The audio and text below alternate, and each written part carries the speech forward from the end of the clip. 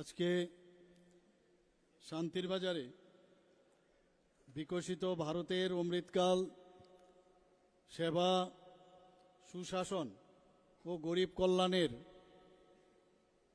মাননীয় প্রধানমন্ত্রীজির যে 11 বছর সেই উপলক্ষে আমাদের মাঝে উপস্থিত আছেন একটু আগে যিনি ওনার মূল্যবান বক্তব্য আমাদের সামনে রাখলেন ত্রিপুরা প্রদেশ বিজেপির সম্মানিত জেনারেল সেক্রেটারি শ্রী বিপিন দেববর্মা মহোদয়,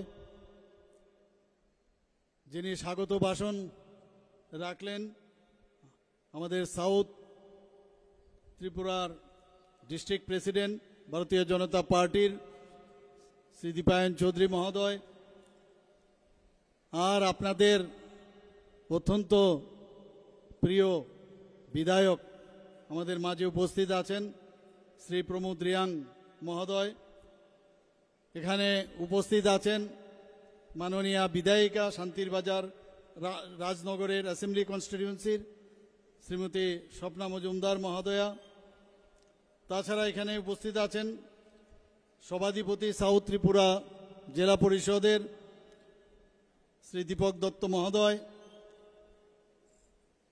সম্মানিত এমডিসি বীরচন্দ্রনগর কলসি কনস্টিটিউয়েন্সির শ্রী সঞ্জীব রিয়াং মহোদয়, শ্রী কংজং মগ, সম্মানিত এমডিসি শিলাঝুরি মনু বঙ্কুল কনস্টিটিউয়েন্সির, তাছাড়া আমাদের ত্রিপুরা প্রদেশের যিনি আইটির যিনি কনভেনার, আমি যখন মঞ্চে উঠছিলাম ওনার ভাষণ চলছিল শ্রী চন্দন দেবনাথ মহোদয়, এবং এই জেলার অন্তর্গত যে 7টি মণ্ডল সভাপতি এবং বুথ প্রেসিডেন্টগণ, এবং এখানে উপস্থিত আমাদের স্টেটের যারা যারা মেম্বাররা আছেন, ডিস্ট্রিক্টের যারা মেম্বাররা আছেন, এবং মণ্ডল থেকে শুরু করে বুথের যারা যারা এখানে উপস্থিত আছেন, এবং এখানে উপস্থিত বিশাল যারা এখানে উপস্থিতির সংখ্যা দেখতে পেলাম, মা ও বোনেরা এবং এখানে মিডিয়া বন্ধুরা, সবাইকে আমি হার্দিক অভিনন্দন ও শুভেচ্ছা জানাতে চাই। বন্ধুগণ, আমরা গত 11 বছরে মাননীয় প্রধানমন্ত্রী নরেন্দ্র মোদীজির যে কার্যকাল সেটা আমরা দেখেছি এবং তার মূল্যায়নও প্রয়োজন। কারণ 2014 আগে এমন একটা অবস্থা হয়েছিল ভারতবর্ষে, এই ভারতবর্ষ টিকবে কি টিকবে না এমন একটা অবস্থা দাঁড়িয়েছিল। আমরা কিন্তু অনেক সময় অতীতগুলো ভুলে যাই। একটু পেছনের পাতা উল্টালে বুঝতে পারবেন, যখন পাকিস্তান থেকে ভারতে বারবার আক্রমণ, পার্লামেন্টে আক্রমণ, মুম্বাইতে আক্রমণ, নর্থ ইস্টের এমন কোনো জায়গা নাই যেখানে আক্রমণ শানিত হয়নি। ভারতবর্ষের যে অবস্থা দাঁড়িয়েছিল, এই ভারতবর্ষকে কে সামলাবে? দেখা গেল আমাদের যশস্বী প্রধানমন্ত্রী নরেন্দ্র মোদীজি যখন 2014-তে 26শে মে উনি শপথ গ্রহণ করেন, তারপর থেকে আমরা দেখলাম ভারতবর্ষ কোন জায়গায় উনি নিয়ে যান। সব দিক দিয়ে আজকে আমরা কিন্তু বুঝতে পারছি যে এই হচ্ছে আসল ভারত। আমাদের যে ইতিহাস, আমাদের যে পরম্পরা, ঐতিহ্য, সেইগুলো তো উনি ফিরিয়ে আনছেনই, পাশাপাশি মডার্ন যে ইন্ডিয়া, তার যে রূপরেখা উনি আমাদের সামনে রেখেছেন, যে 2022 থেকে উনি স্লোগান দিয়েছেন 2047 পর্যন্ত যে অমৃতকালের যে সূচনা উনি করেছেন, ভারতবর্ষ কি হবে, কোন দিকে যাবে, তার রোড ম্যাপ উনি তৈরি করে দিয়েছেন। বন্ধুগণ, আমরা জানি 7ই অক্টোবর 2021-এ উনি মুখ্যমন্ত্রী হিসাবে উনি যখন শপথ নেন, এবং আমি বলবো গুজরাট এমন একটা অবস্থায় ছিল, এবং গুজরাট উনার নেতৃত্বে প্রায় 13 বছরের উপরে যখন সেখানে শাসন উনি করেন, গুজরাট মডেল এখন আমাদের ভারতবর্ষে উনি দিয়েছেন। কি অবস্থা ছিল গুজরাটে, এখন সেই গুজরাটে সমস্ত মানুষ যাচ্ছে। আমার এখনো মনে আছে যখন উনি গুজরাট থেকে প্রধানমন্ত্রী হিসাবে, ভারতের প্রধানমন্ত্রী হিসাবে দায়িত্বভার নেবেন, উনি একটা ভাষণে উনি বলছিলেন, আমি শুনছিলাম সেদিন, নিশ্চয়ই আপনারাও শুনেছেন, উনার মধ্যে কি কনফিডেন্স ছিল যে আপ লোক তো মুঝে বিদায় দে রে হো। ওখানে সব মানুষ কাঁদছিল যে এরকম একজন মুখ্যমন্ত্রী আমাদের এখান থেকে চলে যাচ্ছে। বলছে মুঝে তো छोड़ रहे हो लेकिन ऊपर भेज रहे हो, बहुत देश को संभालने के लिए आप लोग भेज रहे हो, अब चिंता मत करो। ये इस गुजरात में जो एक्सपेरिमेंट मैंने किया, इस गुजरात में जब पानी नहीं था, पानी का बंदोबस्त किया, तो এইরকম একটা গুজরাটে একটা পরীক্ষাগার, আমরা জানি যারা আমাদের সায়েন্টিস্টরা আছে বিভিন্ন জায়গায় যখন ওনারা পরীক্ষা নিরীক্ষা করেন তারপর সাফল্য আসে। সমস্ত সর্বাঙ্গীন কিভাবে একটা রাজ্য চালাতে হয়, মানুষের জন্য কি করতে হয়, এবং এমন এক গরিবের সন্তান, আমরা সবাই জানি একজন চাইওয়ালার বাড়ির সন্তান, গরিবী কাকে বলে উনি জানেন, এবং সেই জায়গায় দাঁড়িয়ে আজকে আমরা দেখলাম গুজরাট মডেল। তা আমরাও তখন ভাবতাম এটাও কি সম্ভব হবে, কিন্তু মাননীয় প্রধানমন্ত্রীজি অসম্ভবকে সম্ভব করে তুললেন। আজকে ভারতবর্ষ যেই জায়গায় গেছে, আজকে সারা পৃথিবী ভারতবর্ষের দিকে তাকিয়ে আছে। আমরা এই যে অমৃতকাল যেসব কথা উনি বলেন, যে সেবা, সুশাসন এবং গরিব কল্যাণ, যেই যে কথা উনি বলছেন, ভারতবর্ষের রাজনীতির আমরা দেখেছি আগে যে অনেক জাতপাতের রাজনীতি হয়েছে। উনি কি বলছেন, আমার কাছে 4টি জাত, গরিব, কৃষক, যুবক এবং মহিলা, তাদের যদি উন্নয়ন হয় তাহলে দেশের উন্নয়ন হবে। এই হচ্ছে আমাদের মাননীয় প্রধানমন্ত্রী নরেন্দ্র মোদীজি। উনি দেশের জন্য সমর্পিত, সারাক্ষণ আমরা দেখি কয়েক ঘন্টা ঘুমানো নেই। আর সাধারণ মানুষ, গরিব মেহনতি মানুষ, সেই কৃষক, গরিব, মহিলা, তারা কিভাবে আগামী দিন ওদের ভালো হবে সেই বিষয় নিয়ে উনি সবসময় চিন্তা ভাবনা করেন। এবং একের পর এক যে উনি আমাদের এই বর্গদের জন্য যেসব স্কিম উনি করেছেন তার ফসল কিন্তু আমরা এখন পাচ্ছি।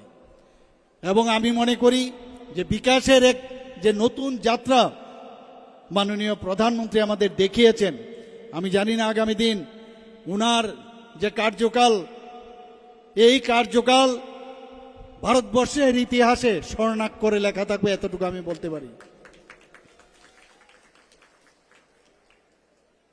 আমাদের মাননীয় প্রধানমন্ত্রীজি বিকশিত ভারত এবং আত্মনির্ভর ভারত এই সংকল্প উনি করেছেন।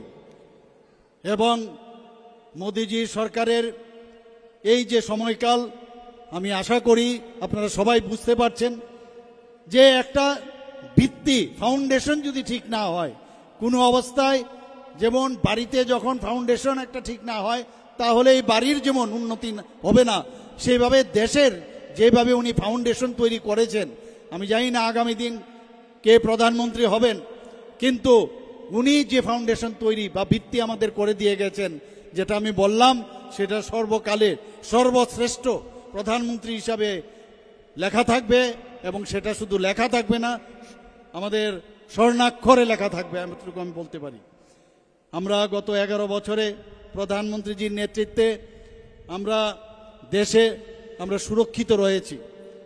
অর্থব্যবস্থাকে মজবুত, টেকনোলজিকে নাগরিকদের কাছে পৌঁছে দেওয়া, সব বিষয়ে মাননীয় প্রধানমন্ত্রীজি আমাদের সেটা দিয়েছেন।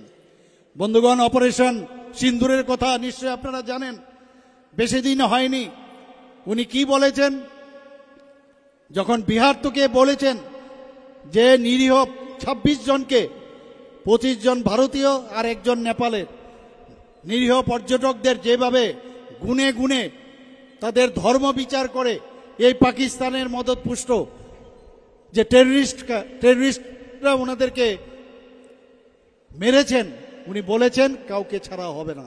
এবং যেমন কথা, আমরা সার্জিক্যাল স্ট্রাইকও আমরা দেখেছি, আগে এয়ার স্ট্রাইকও আমরা দেখেছি। যখন যখন হুঙ্কার দিয়েছেন সেটাই আমরা দেখতে পেয়েছি। আমরাও ভেবেছি কবে হবে কবে হবে, আর সেটাই আমরা দেখলাম। উনি কি বলেছেন? ট্রেড আর টেরোরিজম একসাথে হবে না, ব্যবসাও করব আবার টেরোরিজমও করব, সেটা আমরা কোনোদিন আমরা সেটাকে মান্যতা দেই না, আমরা মানব না সেটা। উনি কি বলেছেন? যে ওয়াটার অ্যান্ড ব্লাড, জল এবং রক্ত একসাথে চলতে পারে না, এবং যে কারণে যে জল যেত সেই জল বন্ধ করে দিয়েছেন মাননীয় প্রধানমন্ত্রীজি। আগে পাকিস্তানরা প্রায়ই বলতো যে আমাদের কাছে অ্যাটমিক বোম আছে, ব্ল্যাকমেইল করত। উনি বলছেন কি যে আমাদের এই বোম দেখিয়ে আমাদের ভয় দেখাবেন না। এবং যেমন কথা তেমনি 9টা টেররিস্টের যে মেইন ঘাঁটি মাত্র 25 মিনিটের মধ্যে ধ্বংস করে দিয়েছে মাননীয় প্রধানমন্ত্রীর নেতৃত্বে আমাদের 3 সেনাবাহিনী। আমরা এইরকম আমরা কোনোদিন আগে দেখিনি বন্ধুগণ। এখন উনি কি বলছেন? আমাদের মাননীয় প্রধানমন্ত্রীজি বলছেন আমাদের উই ডোন্ট ওয়ান্ট প্রিচার, আমাদের এখানে উপদেশ দিতে আসবেন না, উই নিড পার্টনার। আমাদের উপদেশের প্রয়োজন নেই, পার্টনার। এই টেররিস্টদের বিরুদ্ধে আমাদের যদি যুদ্ধ করতে হয় সেরকম পার্টনার আমাদের লাগবে। আমাদের দেশ শান্তি চায়, আমাদের ইতিহাস বলছে আমরা কাউকে কোনোদিন আমরা আঘাত করিনি, এবং সেটা কিন্তু কার্যক্ষেত্রে দেখানো হয়েছে। যখন খালি টেররিস্টদের আঘাত আনা হয়েছে, পাকিস্তানের সাধারণ নাগরিকদের জন্য কোনো রকম কিছু করেননি। এবং যেমন যে কাজটা করলেন, যে কথা, সেটাই মাননীয় প্রধানমন্ত্রীজি আমাদের যে পরম্পরা, আমাদের যে এসেন্স অফ লাইফ, সেটা উনি দেখিয়েছেন বন্ধুগণ।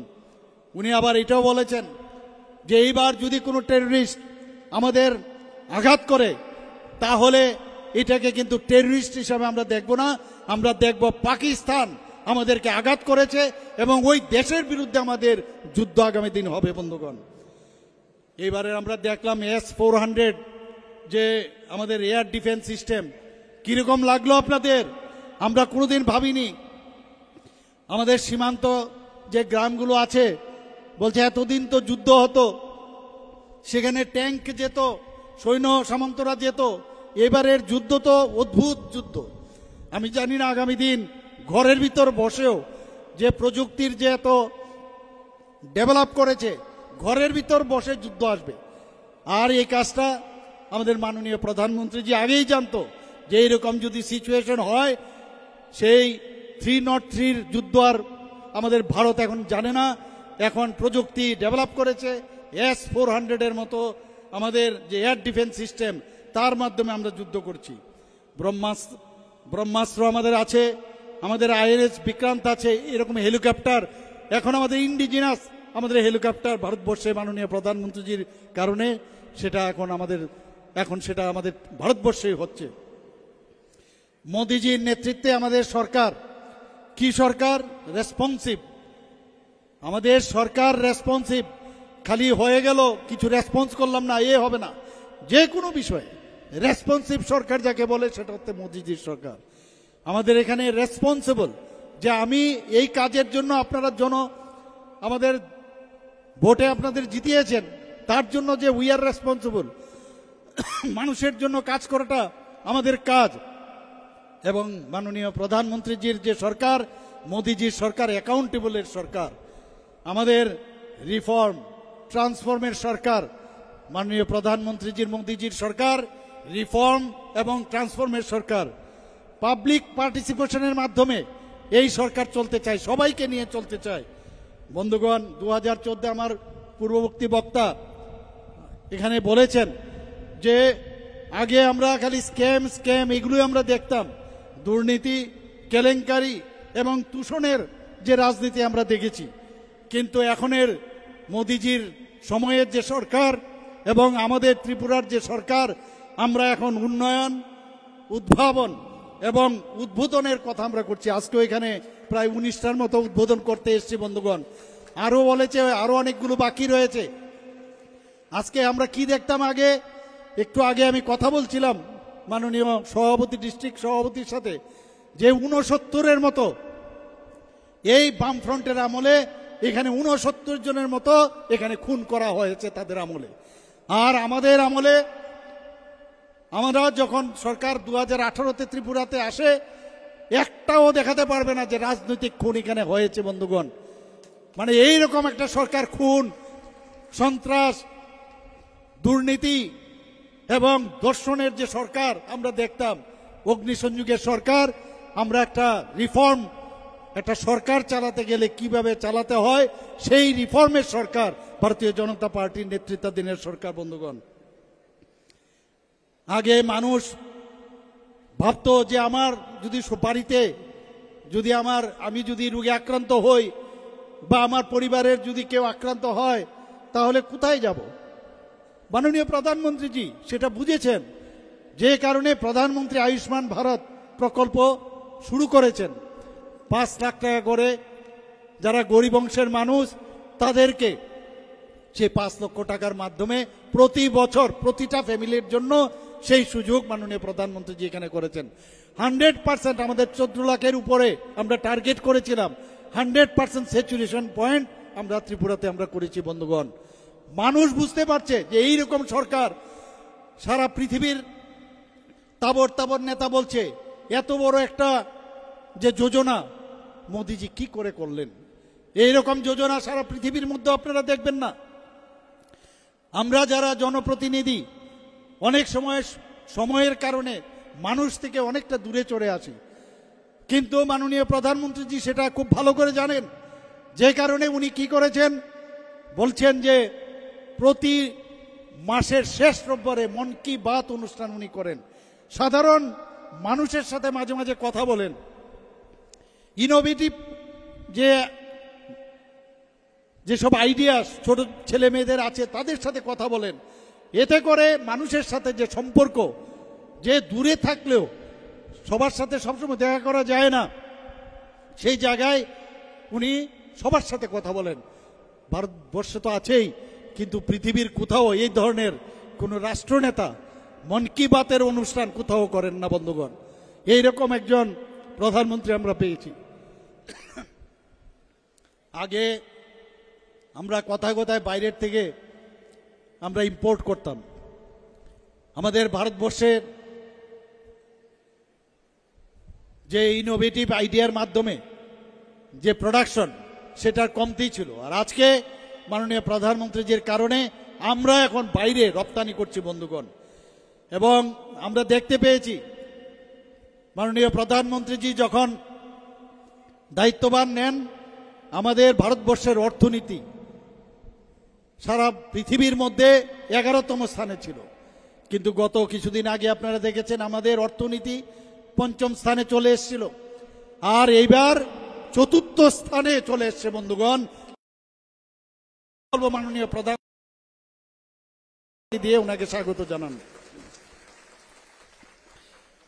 মোদিজি দেশের যে পলিটিক্স অফ পারফরমেন্স, খালি পলিটিক্সে বসলাম, পলিটিক্স করলাম, আর খালি স্ক্যাম করলাম, আর খালি রোজগারের জন্য পলিটিক্সে আসা, সেটা কিন্তু মাননীয় প্রধানমন্ত্রীজি এক নিমিষে সবাইকে শিখিয়েছেন যে পারফরমেন্স কিভাবে করতে হয়, মানুষের জন্য কাজ করতে হবে এবং যা বলবেন সেই কাজটা করতে হবে।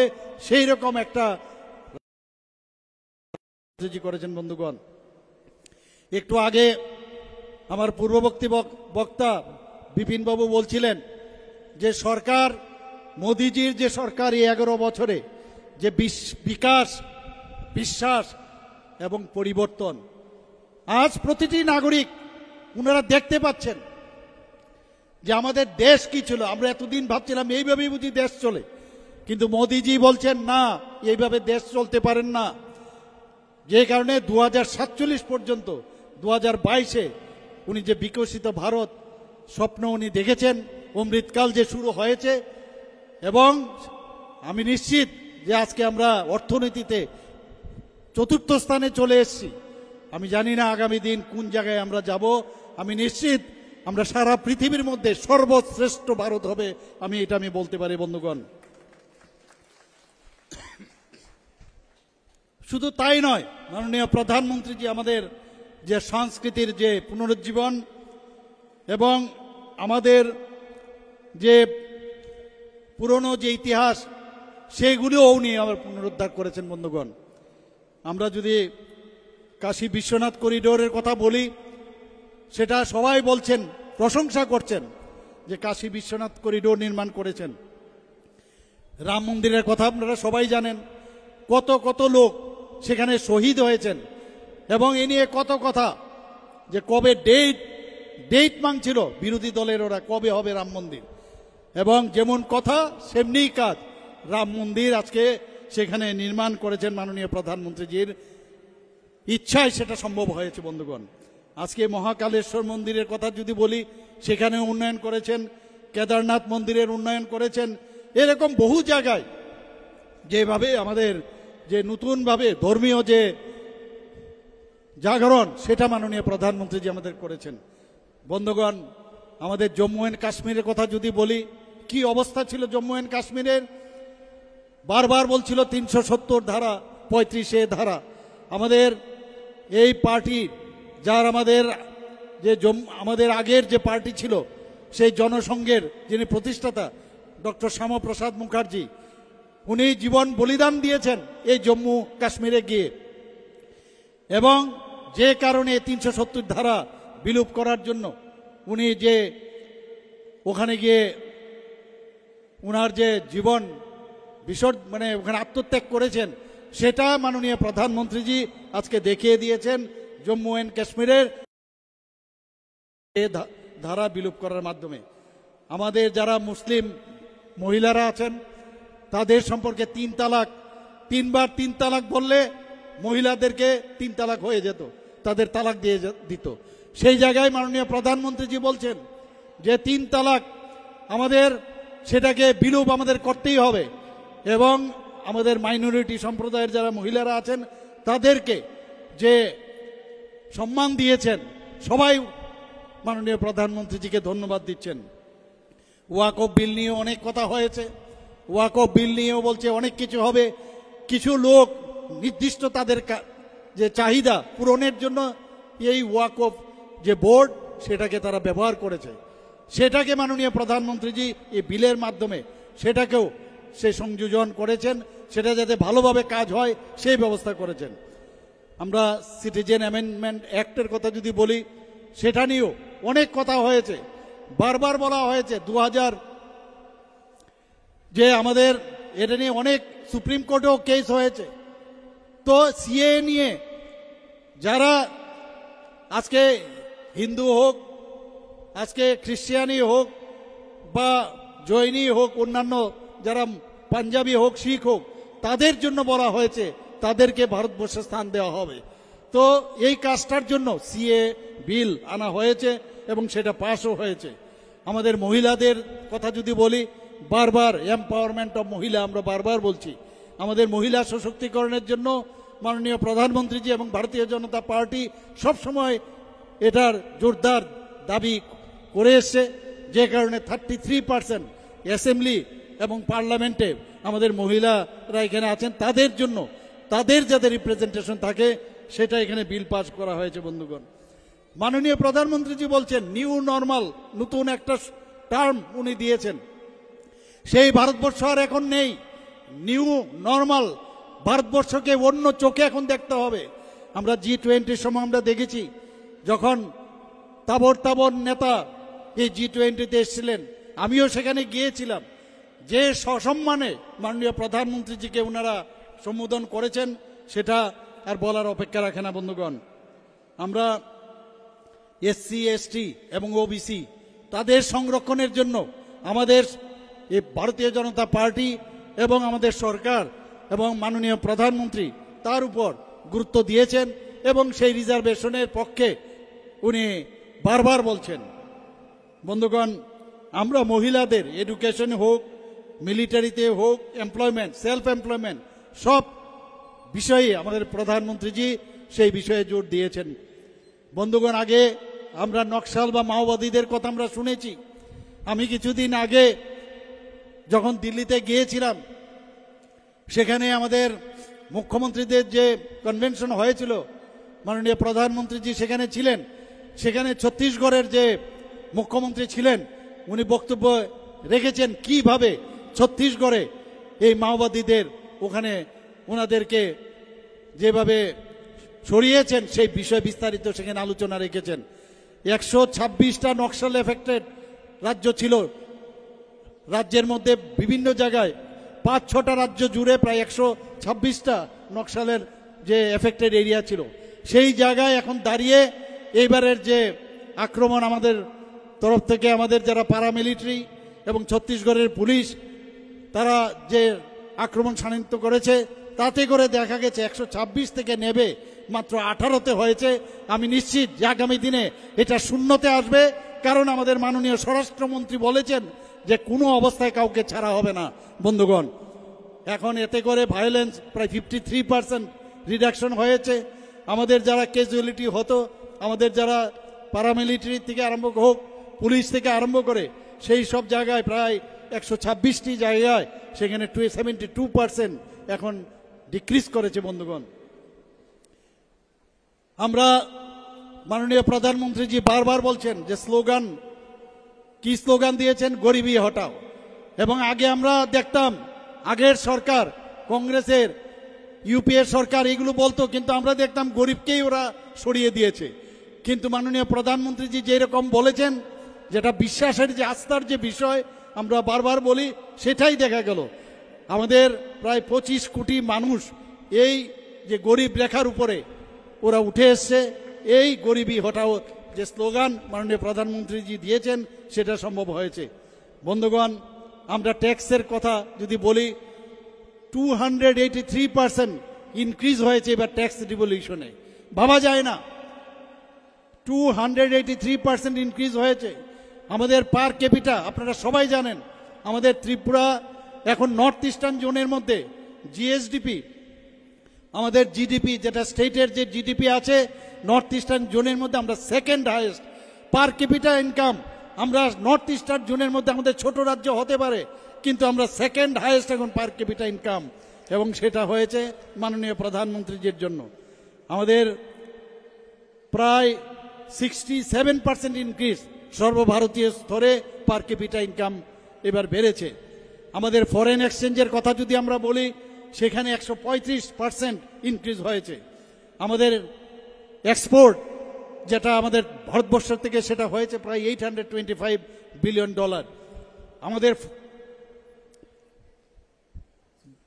যে 127% আমাদের ট্যাক্স, আগে মানুষ, আমরা নিজেরাও অনেক সময় ভাবতাম যে আমরা ট্যাক্স না দিলে বুঝি ভালো হবে, কিন্তু এখন দেখা যাচ্ছে প্রধানমন্ত্রীজির উপর এত বিশ্বাস বেড়েছে, ট্যাক্স যদি দেওয়া যায় তাহলে সব দিক দিয়ে সুবিধা। সেই জায়গায় দেখা গেছে আমাদের ট্যাক্স কালেকশন প্রায় 233% গ্রোথ হয়েছে। বন্ধুগণ, আমাদের যে monetary fund, international monetary fund IMF কি বলছে যে আগামী দিন ব্রাইট স্পট, মানে ভারতবর্ষকে ব্রাইট স্পট হিসাবে ওনারা আখ্যায়িত করেছেন। বন্ধুগণ, ওয়ার্ল্ড ব্যাংক কি বলেছেন ভারতকে? যে ফাস্টেস্ট গ্রোয়িং ইকোনমি। আগামী দিন ভারতবর্ষ এত ইকোনমি যেভাবে বাড়ছে, কোথায় যাবে সেই বিষয়ে ওনারা বলছেন। আমরা অপারেশন গঙ্গার সময় আমরা দেখেছি যে ইন্ডিয়ান সিটিজেন যারা ছিল ইউক্রেনে, সেখান থেকে কিভাবে ইভেন শুধু আমাদের জাতীয় পতাকার নিচে এসে পাকিস্তান থেকে শুরু করে অন্যান্য প্রদেশের বহু লোক সেখান থেকে চলে আসতে পেরেছেন। আমাদের অপারেশন গঙ্গার সাকসেসফুল এই ইউক্রেন থেকে যখন নিয়ে এসেছিল, আমরা সবাই জানেন এই ঘটনা। আমাদের বন্দে ভারত মিশন, যখন এই মিশনের আওতায় যখন আমাদের করোনার আক্রান্ততে আমাদের বহু লোক যারা এখানে শুধু ত্রিপুরা নয় সারা ভারতবর্ষের মধ্যে শ্রমিকরা এক জায়গায় থেকে আরেক জায়গায় আসতে পারতো না, তাদেরকে তাদের প্রায় 66 লক্ষর মতো লোককে নিরাপদ স্থানে এবং তাদের খাওয়া দাওয়ার ব্যবস্থা মাননীয় প্রধানমন্ত্রীজি করেছেন। অপারেশন দেবী শক্তির মাধ্যমে আফগানিস্তানেও আমাদের ভারতীয়রা আটকেছিলেন, সেখান থেকে তাদের সেখান থেকে ওনাদেরকে মুক্ত করে নিয়ে এসেছিলেন। আমাদের রাহাত যে অপারেশন হয়েছিল সেখানে 5000 ইন্ডিয়ান সেখান থেকে নেওয়া হয়েছিল। বন্ধুগণ, মাননীয় প্রধানমন্ত্রীজি 2014 থেকে 24 মধ্যে 15টি এইমস আমাদের ভারতবর্ষে স্থাপন করেছে। 15টি এইমস, 1,09,963টি মেডিকেল সিট যে আসন সেটা এখানে মাননীয় প্রধানমন্ত্রীজি করেছেন। আপনারা সবাই জানেন আমাদের ত্রিপুরাতে আগে 5, 6টা, 7টা, 10টা, 15টা মাত্র মেডিকেল MBBS এর সিট ছিল। আর ত্রিপুরাতে এখন আমরা 400 মেডিকেল সিট আমরা করতে পেরেছি। ডেন্টালে 50টা সিট আমরা করতে পেরেছি। এবার এটা বেড়ে 63 হয়েছে। আমাদের এখানে এখন হাব হচ্ছে, মেডিকেল হাব এখানে তৈরি হয়েছে। মাননীয় প্রধানমন্ত্রীজি 7টি IIT ওনার শাসনকালে সেটা করেছেন, 8টি IIM করেছেন। বন্ধুগণ, মাননীয় প্রধানমন্ত্রীজি 409টি বিশ্ববিদ্যালয়, ভাবা যায় 409টি বিশ্ববিদ্যালয় প্রতিষ্ঠিত করেছেন। PM শ্রী যোজনায় 14,500টি বিদ্যালয় আধুনিকরণ করা হয়েছে। মাননীয় প্রধানমন্ত্রীজি বারবার বলছেন যে নর্থ ইস্ট যদি ডেভেলপ না হয় ভারতবর্ষ ডেভেলপ হবে না, যে কারণে উনি অ্যাক্ট ইস্ট পলিসি এনেছেন। এই অ্যাক্ট ইস্ট পলিসিতে আমাদেরকে কি দিয়েছেন উনি আমাদের আজকে ন্যাশনাল হাইওয়ে দিয়েছেন, ইন্টারনেট দিয়েছেন, এয়ারওয়ে দিয়েছেন, রেলওয়ে দিয়েছেন। তো সব দিকে আজকে নর্থ ইস্টে ডেভেলপমেন্ট হয়েছে। আগে নর্থ ইস্টে আমরা দেখতাম প্রায় 11টার থেকে 12টার মতো অ্যাকর্ড হয়েছে, সন্ত্রাসবাদীদের সাথে কথা বলেছে, অ্যাকর্ড করেছে। আপনারা জানেন কিছুদিন আগে ত্রিপুরার যারা লাস্ট যারা ছিল, যারা টেররিস্ট সন্ত্রাসবাদে মূল স্রোতে ফিরে আসতে চাইছিল না, আমি নিজেও সেখানে দিল্লিতে গিয়েছিলাম। আজকে সেখানে তাদের সাথে যে অ্যাকর্ড হওয়ার পরে শুধু ত্রিপুরা নয়, সারা নর্থ ইস্টার্ন রিজিয়নের মধ্যে একটা শান্তি প্রতিষ্ঠিত হয়েছে। বন্ধুগণ, বাইরের থেকে মানুষ ত্রিপুরাতে এখন আসতে চাইছে। সারা ভারতবর্ষের মধ্যে 28টি রাজ্যের মধ্যে ল অ্যান্ড অর্ডারের যে এখন যে পরিসংখ্যান, সেখানে নিচের দিক থেকে আমরা ত্রিপুরা 3য় স্থানে আমরা আছি। বন্ধুগণ, যে কারণে মানুষ বাইরের থেকে বহু লোক এখন ইনভেস্ট করতে চাইছে। 2024 সালে চন্দ্রযান 3 এর যদি সাফল্যের কথা বলি, সেই সাফল্যের পরে এখন আরও একের পর এক গগনযানের প্রস্তুতি মাননীয় প্রধানমন্ত্রীজি করছেন। আপনারা দেখেছেন কিছুদিন আগে যে চেনাব সেতু, যেটা বিশ্বের সর্বোচ্চ রেল সেতু, মাননীয় প্রধানমন্ত্রীজি ওপেন করেছেন। আমাদের এখানে কৃষকদের জন্য মাননীয় প্রধানমন্ত্রীজি সবসময় একটা প্রায়োরিটি সেক্টর, 5 গুণ এবারের বাজেটে উনি সেটা বাড়িয়েছেন। এমন এক প্রধানমন্ত্রী যার সম্পর্কে যদি বলতে হয় শেষ করা যাবে না। আগামী দিন গবেষণা হবে যে 2014 আগে কি ভারতবর্ষ আমরা দেখেছি, আর মাননীয় প্রধানমন্ত্রীজি নরেন্দ্র মোদীজি আসার পর ভারতবর্ষে কি হলো, গবেষণা হবে, এতটুকু আমি বলতে পারি। বন্ধুগণ, PhDও হয়তোবা অনেকে পাবে আগামী দিন এই গবেষণার কারণে। আমরা মাননীয় প্রধানমন্ত্রীজিকে অনেক সময় যেসব উনি উক্তি করেন, যেসব স্লোগান দেন, যে এক পের মাকে নাম, গত পরশুদিনও এই এক পের মাকে নাম আমরা মাকে উদ্দেশ্য করে আমরা এই মার সম্পর্কে আমরা কিন্তু সেইভাবে আমরা আগে চিন্তা করতাম না। আমরা এই যে বন মহোৎসবে আমরা পেড় লাগাতাম, কিন্তু এই যে মার নামে, মাকে উৎসর্গ করে, মাকে শ্রদ্ধা জানিয়ে যেভাবে পেড় লাগানোর, কারণ আমরা জানি অক্সিজেন আমাদের এই গাছ থেকে আমরা পাই, পরিবেশকে যদি ঠিক রাখতে হয়, কিন্তু এইভাবে বললে হবে না। এক পেড় মাকে নাম, কি সুন্দর কথা, এইরকম কথা তো আমরা কোনোদিন শুনিনি। এবং আজকে সারা ভারতবর্ষে তথা ত্রিপুরাতেও আমরা 5 মিনিটে, গত বছর আমরা 5 লাখ আমরা এই যে চারা, আমরা বৃক্ষ চারা আমরা সেটা লাগিয়েছি। বন্ধুগণ, আমরা মেরে মাটি মেরা দেশ, আপনারা সবাই জানেন। আমরা এই মাটির উপর দিয়ে আমরা হাঁটি, আমরা সবাই জানি, কিন্তু এই মাটি আমার মা, সেই বিষয়টা কিন্তু আমাদের মাননীয় প্রধানমন্ত্রীজি আমাদের চোখ খুলে আমাদের দেখিয়েছেন উনি।